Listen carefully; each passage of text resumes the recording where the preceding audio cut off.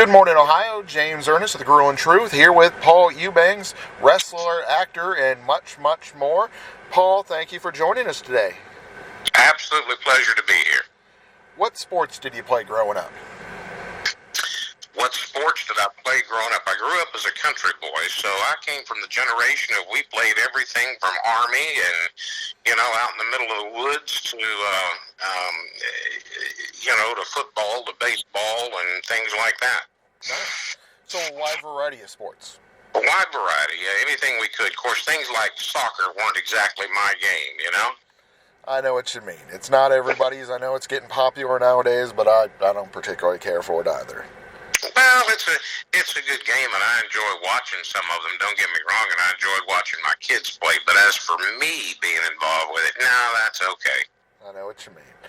So, what is your first memory of professional wrestling? My first memory of professional wrestling would be in Memphis, Tennessee, at Ellis Auditorium, Sputnik Monroe and Billy Wicks. Sputnik Monroe was probably between him and Jackie Fargo were probably the first reasons I wanted to be into wrestling. Nice. That's probably the first memories I have. And after Ellis Auditorium, it moved over to the Mid-South Coliseum, to which, now I wish I'd had a VIP pass to be there every Monday that I was, Oh, definitely. Yeah, I was going to say some of the most amazing events happened in the Mid-South Coliseum. I saw a lot of wonderful matches there growing up as a kid. Oh, definitely. I mean, you've probably seen, you name it, who's who of professional wrestling and its history. Yes. What was some of your favorite matches? What grow up watching? Oh, man. Of course, Lawler and the Dundee feud, much respect to both the guys. Dundee's a 5-star guy, and of course, Lawler's been around forever and a day, too. They went back and forth, but the feuds they fought together and apart, Lawler and Bockwinkel, let me see, Lawler, LeDuc, Lawler and Dundee against the Assassins, the Fabulous Ones, the Moondogs. All that was back when Jimmy Hart was in Memphis. But even prior to that, there were some good matches and so forth. But, man, it just seemed like week by week, looking back on it, Jarrett really knew how to read the crowds and give the crowd what they were wanting. Oh, definitely. Yeah, I was going to say, that's the funny thing. Most of my listeners, when they hear the name Jarrett, they only think of Jeff. But, yeah, Jerry, I mean, his dad taught him so much and did so much for the sport of professional wrestling. Oh, you're exactly 110% right. And, the area that Jarrett ended up branching out into, even before, Bill Watts came in with Mid-South and, things changed from, part of the AWA to CWA, and then, Lawler and Kerry,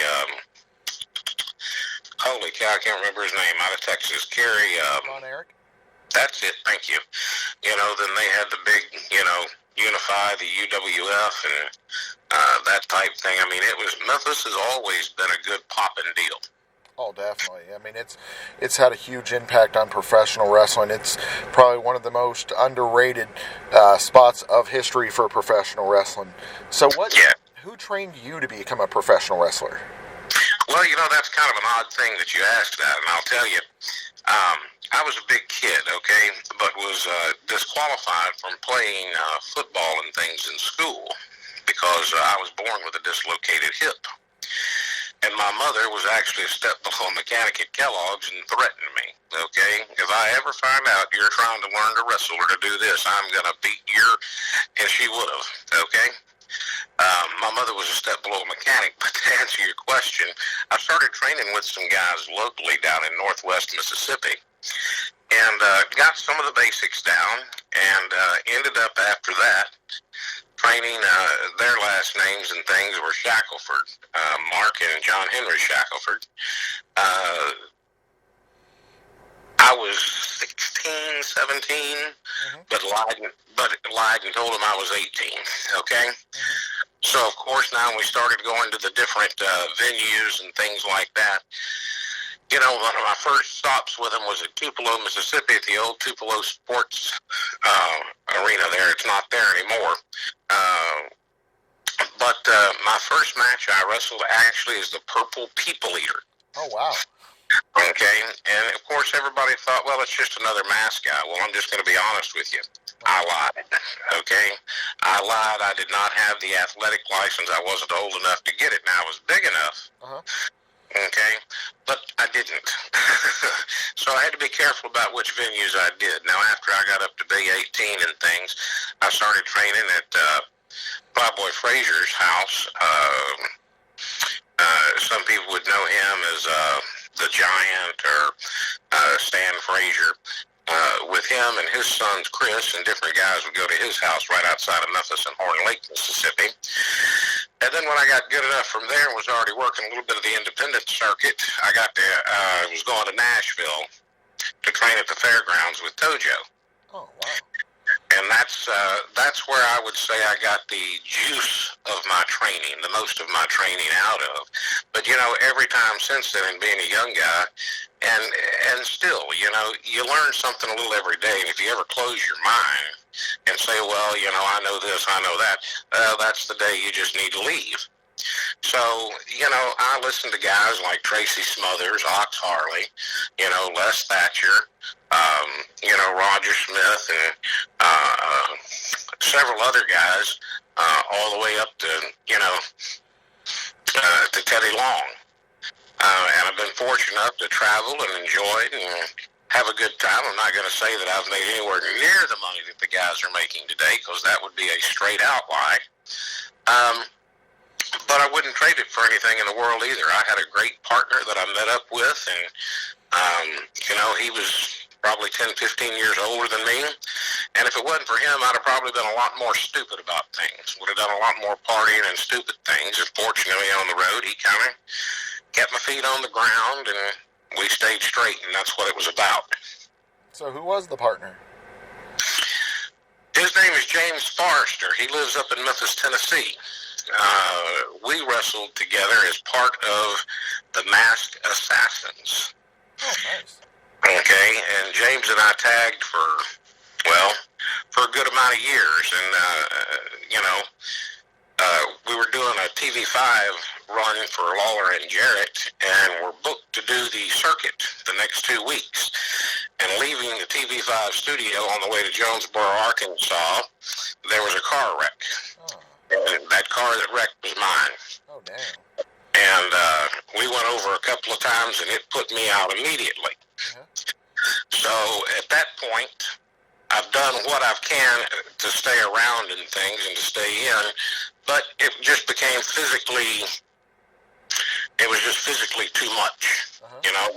My back and neck were messed up pretty good, and that gave me the opportunity, to be honest with you, and still working behind the scenes and things, but to move over behind the announce table and, do color and do the announcing part, which I love tremendously. So where'd you get the name, or the nickname, Big Daddy from? Oh, my goodness. I was working for a gentleman that owned a few nightclubs. And the nightclubs that he owned and things, he had 10 or 12 of them, and I was running a club for him over in Cape Girardeau, Missouri, which is the hometown of Rush Limbaugh. And the Limbaugh law firm, I might add. Okay? So when the city came in, apparently I didn't set the club up. I came in after the club was open, etc. And they arrested several people out of there. Okay? Okay, when they arrested several people for the different violations. Now, this went on. This was handled by Attorney David Rosner, who's now out of, I think he's St. Louis, Missouri. Fantastic lawyer. But basically, the girls were charged like dancers or strippers, and it came out in the newspaper and everything. Of course, very, very, very conservative town and everything. And anyway, the club sat right across the street from the one of the TV stations there. And in the St. Louis Post-Dispatch, the reporter that did the story on us referred to me as Big Daddy Paul and referred to the girls as the Money Makers. Oh, wow. So that happened. I couldn't even tell you. Let me see. My son was born. That's going to be back in 93 or 94, maybe. Mm-hmm.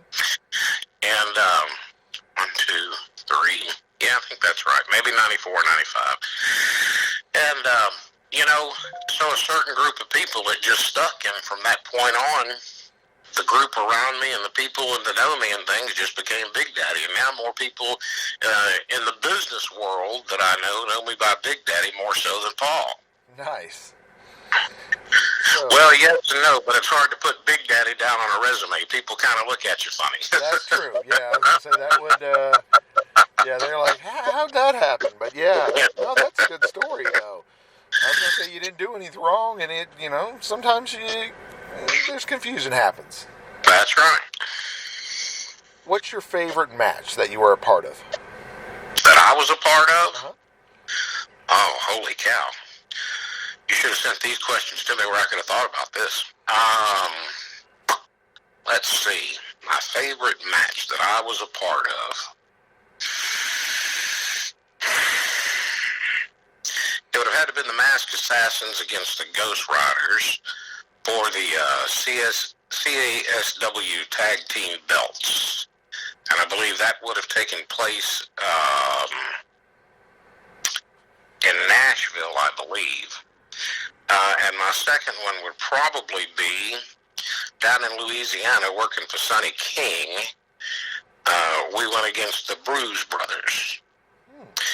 And, that was Pork Chop Cash, and, he ended up going by Bad Leroy Brown. But anyway, long story short, those are probably my two favorite matches. Now, the one down in Louisiana wasn't for belts. It was just literally, a good, solid match. Nice. Now, I'm leaving out several people along the way, and I'll probably hear from them. I just want you to know, but I wasn't prepared for that question. Sorry. No, that's all good. Yeah, I was going to say, because I can imagine you've had battles with so many people over the years that, it's hard to narrow it down and just pick one or two, or a couple. Shoot. So tell us a good story from the road.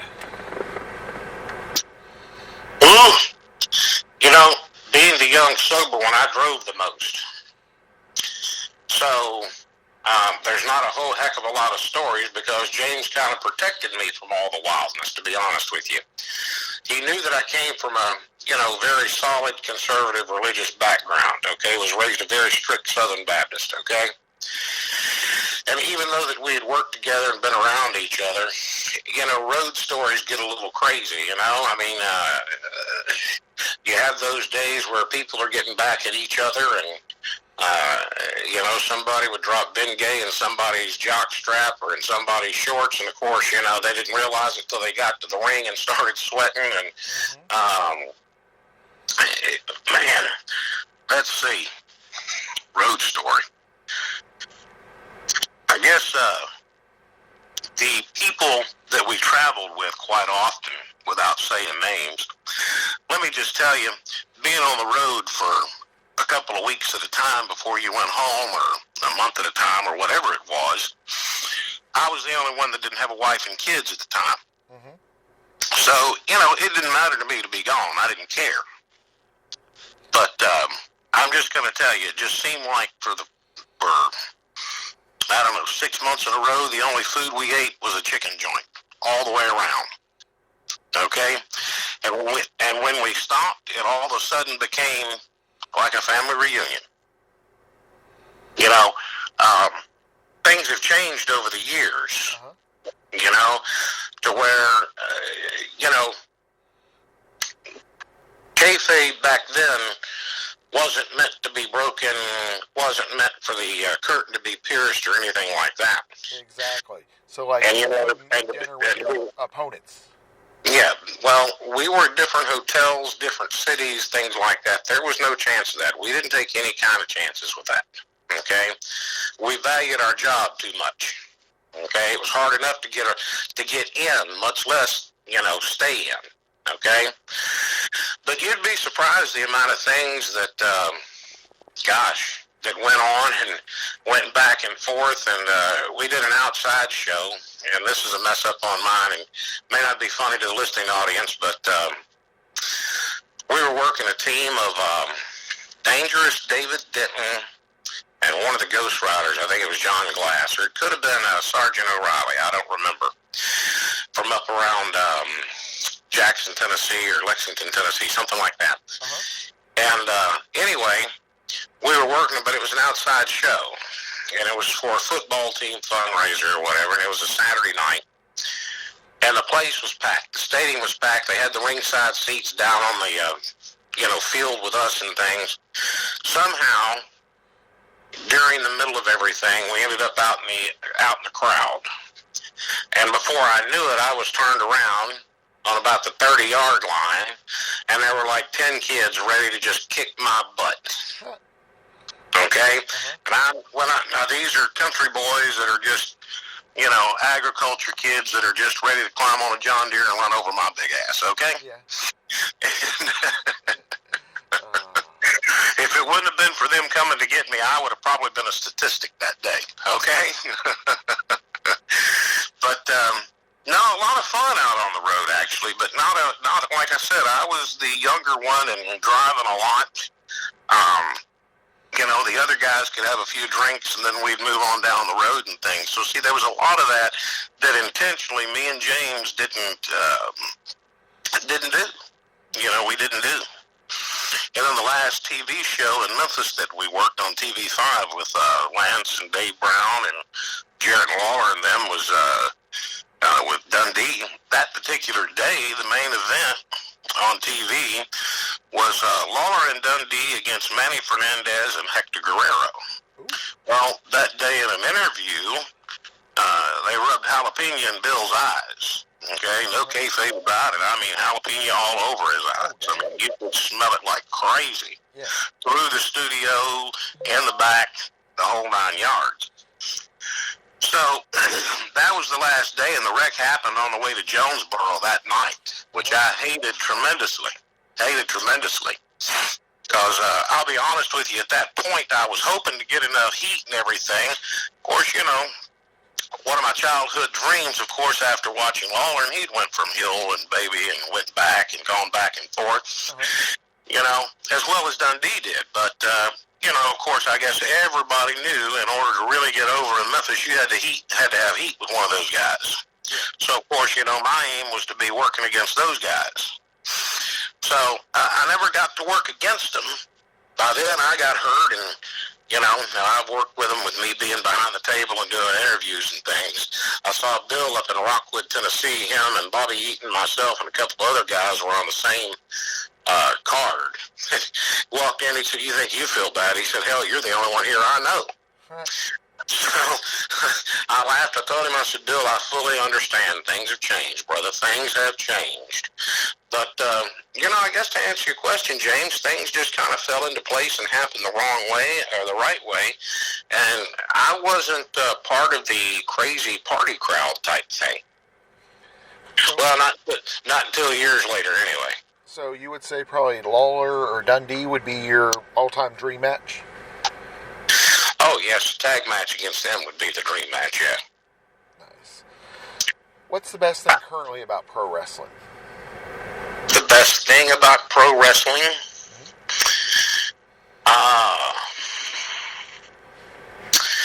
The best thing about pro wrestling now is there's... let me think on this one just a second, okay? Because I don't want to misstate myself. I understand. The best thing about pro wrestling. Well, to me, one of the best things is at least there's some type of wrestling on every night. Okay? So it doesn't matter where you are. You can pretty much, catch it on TV, whether you're in a hotel or whether you're at home. Now, that's one of the huge pluses to me. The downfall is there aren't as many...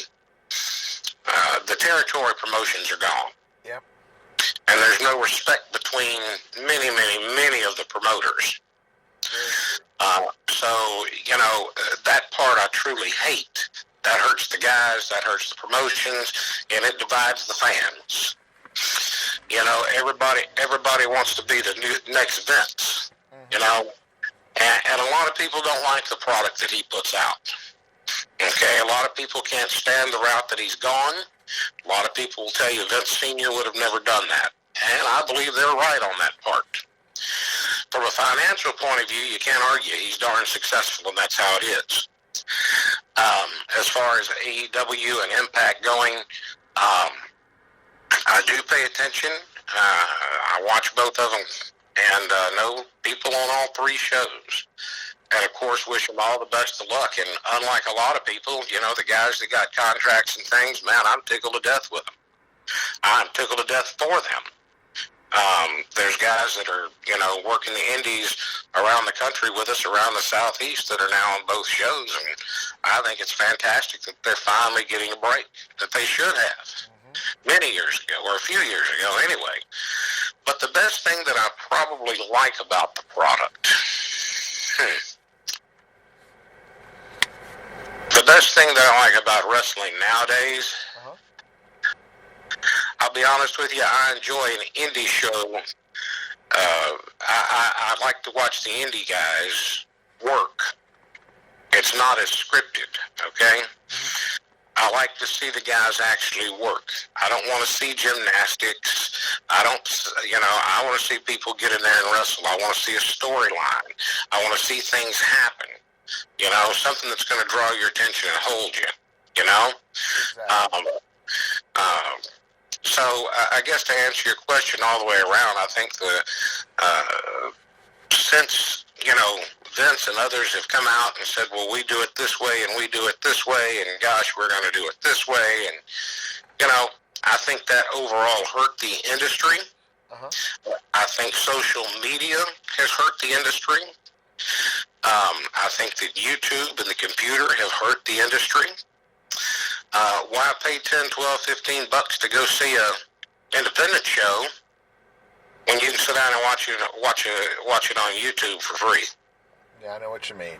Okay, so taken away from the experience. It really has, and you know, on an independent side, you know, it's hard to understand why people will pay $50 a pop to go to one of Vince's shows, but they don't want to pay $12 to come see an independent show.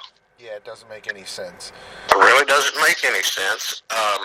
You know, of course, you don't have the pomp and circumstance, of course, and of course, you know, to send off fireworks and all the other stuff, well, that's all a lot of money, and people don't realize that. By the time that you pay the rent, the insurance, pay the guys, you know, pay for your programs, you got to put butts in the seat or you're going in the hole pretty quick. Exactly. Yeah, I was going to say, I've unfortunately learned that firsthand with helping put on a couple shows. Did one with NWF with Roger Ruffin and his crew. Did one with Heartland Wrestling with Cody Hawk. And did one with Legends of the Squared Circle. And you're right. I mean, it is a very fine line that they're walking there between did we make money and can we do this again? And, oh, shoot, we didn't have enough people. That's exactly right. People don't understand that. You know, another thing, I was commenting on social media, you know, let me tell you, James, years ago, you know, you never saw Luthez, which, by the way, is, he ranks right up there. Oh, yeah. You know, with Sputnik Monroe. Actually, I think Thez is probably the best wrestler that I've ever seen, okay? He really, I mean, I was a top fan of Luthez. But, you know, you didn't see guys like Luthez, Bobo Brazil. You didn't see the Freebirds and Terry Gordy and Skandar Akbar and those guys, you know, on social media right after the match. Well, you know, we did this, we did that, he did this, but I still came out just a little bit short or came up. You know, that's crap. And it should not be happening. The guys are killing it themselves. Exactly. They want to be paid. They want to work. Then they stab themselves and the promotion in the foot. Definitely. So I was going to say, we've covered a lot about wrestling. I mean, there's a bunch more still we could cover, but I want to switch it up and go into some of your acting. You started Roe versus Wade, right? Was that your first role?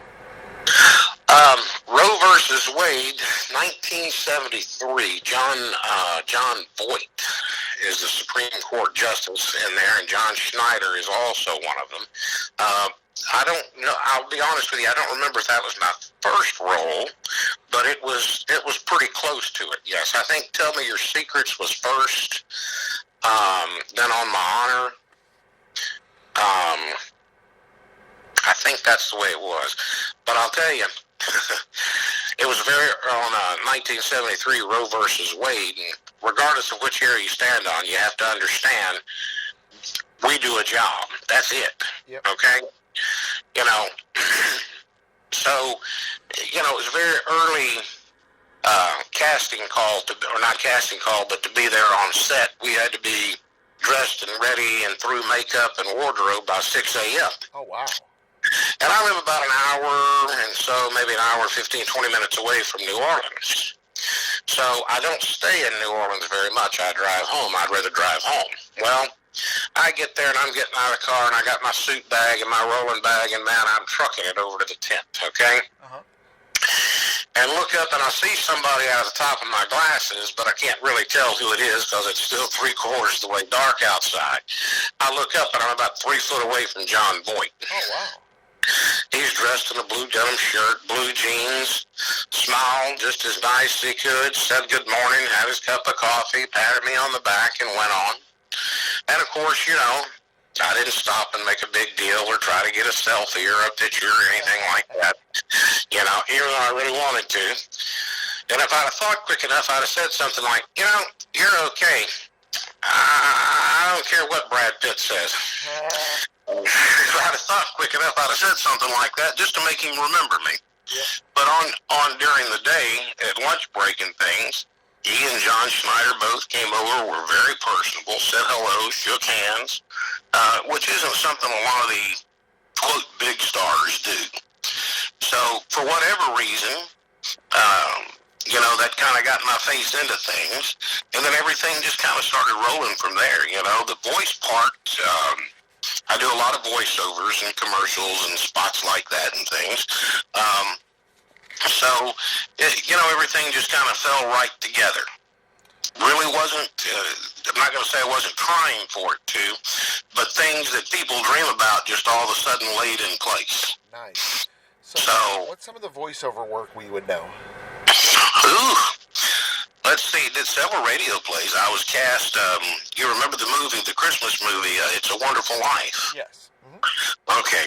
Well, now keep in mind, in Project Power, I'm the armored truck driver, which is a good guy role, okay? Yes. I may have had 2 good guy roles in 20 years, okay? Oh, wow. I just don't have the look, I don't have the voice to be a George Clooney, Brad Pitt kind of guy, okay? So, don't get me wrong, I'm a handsome guy, but not pretty boy, okay? So, with that being said, I was cast as, holy cow, let me think the guy's name. Wonderful Life. Oh, Henry Potter, the town banker, the evil town banker that wants to foreclose and go after everybody. Yeah. That was an international radio play that was done. I've done it 2 or 3 times. The first time there were 7 million people worldwide that were listening was the number that I got back. It's been done as a stage, and we've done it now in theater and stage and things like that. The voice stuff, you'd be surprised. I do I still do a lot of wrestling voiceovers and things for promotions of shows coming up. Of course, 2020 has pretty much stopped everything. As a matter of fact, a friend of mine sent me a message a while ago, and it said, kitchen sex. That's the only way you're going to have sex on an island in 2020. Okay? Believe me, there's nothing going on in the entertainment industry, anywhere around the globe, it seems like, and things are slowly starting to open up. So this year hasn't been real great. But it's given me time to work on myself and lose weight and tone up and, kind of do the things that you don't have time to do in everyday life because of the hustle and bustle. Definitely. But, it seems you've been working consistently with a lot of things. In Claws, you're a Russian actor. Or, I mean, a Russian bodyguard? Yeah, in seasons 2, 3, and 4, I was first cast as the part of the Russian mafia, which worked out fantastic because, I have that look. Ended up being pulled on up the chain, which worked out even better for me, to where I was able to work with the star, Niecy Nash, and I was actually the Russian lady's bodyguard in the show. So anybody coming in to see her, had to go through me type thing. So there were quite a few of different things going on there. But yeah, those people are fantastic. I'm going to tell you, everybody that I've worked with has been just great. Caballero Casting, Central Casting, and I know here again I'm leaving people out, but let me tell you, the people over there, they have been just jam up good to me. I can't complain one bit. So would that be your secret to success for the people that are listening and want to learn how to become an actor, is working with the right agencies? No, you don't need to worry about an agency till you get too far up, because you see, once you get to that point, everybody gets a cut of the money. Okay, so you want to try to do as much as you can on your own. Just like the voiceover stuff, I do from here at my house 90% of the time. Nice. But if it's a big project, I do have access to a full studio that they can go in and engineer and cut out the sounds and things that I can't. So that's where you actually start out as far as acting goes. Get your books, read. Go to classes, okay, practice. And there you'll find, just like in any business, I call it a pay to play type thing. Okay? To where, okay, if you pay X amount of dollars, if you pay $400 for these 4 classes, well, you're going to be in our next, our next movie, or you're going to be in our next project, and you'll have a speaking line. To me, that's a pay to play. That's not where you're learning. Exactly. Okay, that's what you have to be careful of, and that's nationwide, all the way around, okay? And then, of course, you have to look at things of self-taping, your background and the way to do things. But, yeah, after you've been in a little while, and you get your headshots done and you're moving on up, after you've been pulled forward, and you get into a SAG union, a movie, things like that, after you're there, then it's time to look for an agent. Oh, okay. But not before. Not before. Okay. Well, that's good advice. I have a voice agent, and then I have an acting agent as well. Stephen James with the New Orleans voice agency is my voice coach and manager. He is from Birmingham, England. Real good guy. And my acting agent is Suzanne Massengill with Barefoot Talent and Models. So, they handle things pretty well. And, I don't have to deal with things until they get to a certain level. But now, as soon as auditions come in, there's no messing around. It doesn't matter what you're doing. Okay, if you want to work, you stop whatever you're doing, and you do the project. You practice, you rehearse. Then you get it on film and you send it in. Nice. Because remember, they don't get paid unless I get paid. And like I was saying, you've been quite busy. You mentioned this year Project Power. Great movie. Yeah, Project Power was actually filmed last year, but stayed in post-production for a while with the special graphics and things. It was filmed in New Orleans. Jamie Foxx and the guys were great to work with. The lady that's sitting next to me in one of the bank scenes you've seen, there were actually 3 scenes. The movie that came out that's on Netflix, I'm told because of time deals, 2 of the scenes were cut, which is not a super big deal. The scene they left me in, or they're still there. You have to understand, it doesn't matter whether you get cut out or whether you don't. You got paid. Yep. And at the end of the day, that's what matters. Okay? That's what matters. My name's on the credits. That's what matters. So, those guys were great to work with. The girl sitting next to me, her name is Sheila Allen. She's from over in Louisiana. Wonderful, wonderful lady. We were at lunch one day, and she was singing a gospel song. as she was, going through. We both have diabetes, so we kind of keep an eye on each other. And as she was singing, I looked up, and all of a sudden, Jamie Foxx was standing behind her, and they started singing together. Oh, nice. There wasn't any, you have to understand on set and things, and it's usually the people around them. It's not usually the stars necessarily, but you don't necessarily talk unless you're spoken to. It's a very quiet situation, okay? They're filming, they're doing different things. Everybody has a place to do, okay, and a spot to do it in. So, but if you get seen, taking a picture on set or trying to talk to somebody, then you can be blackballed and put out pretty darn quick.